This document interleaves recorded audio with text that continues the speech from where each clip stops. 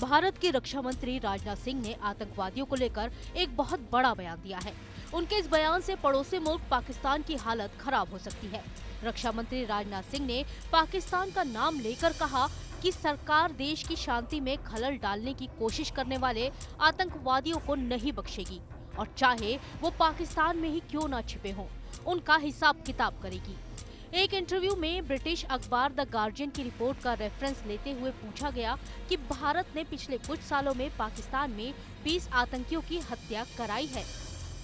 इसके जवाब में राजनाथ सिंह ने दो टूक शब्दों में कहा कि कोई भी आतंकवादी हमारे पड़ोसी देश से अगर भारत को परेशान करेगा या परेशान करने की कोशिश करेगा या यहाँ पर आतंकवादी हरकतें करेगा तो उसका मुंह तोड़ जवाब देंगे।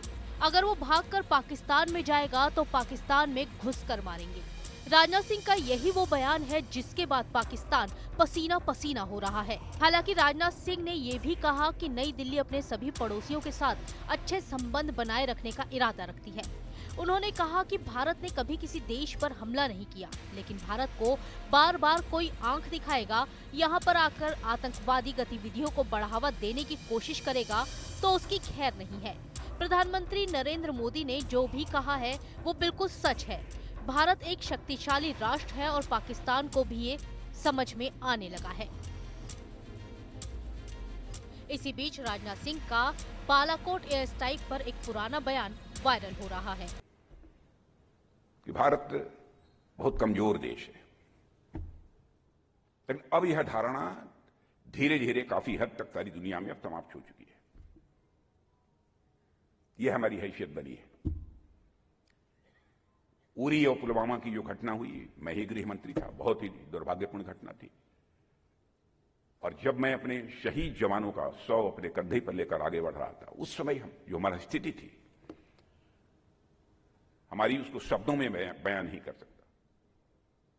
जाने के बाद तुरंत प्राइम मिनिस्टर के साथ एक बैठक हुई। बहनों भाइयों, मैं इस प्राइम मिनिस्टर के विल पावर की मैं सराहना करना चाहूंगा।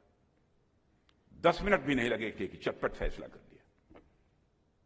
और आपने देखा कि उसके बाद हमारे सेना के जवानों ने सीमा के इस पार ही नहीं बल्कि उस पार जाकर आतंकवादियों का सफाया करने में काफी कामयाबी हासिल की।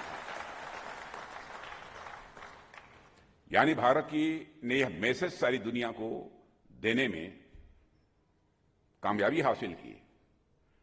भारत अब पहले जैसा भारत नहीं रहा। भारत ताकतवर भारत बनता जा रहा है। दरअसल राजनाथ सिंह की टिप्पणी ऐसे समय में आई है जब भारत ने द गार्जियन की रिपोर्ट का खंडन किया है।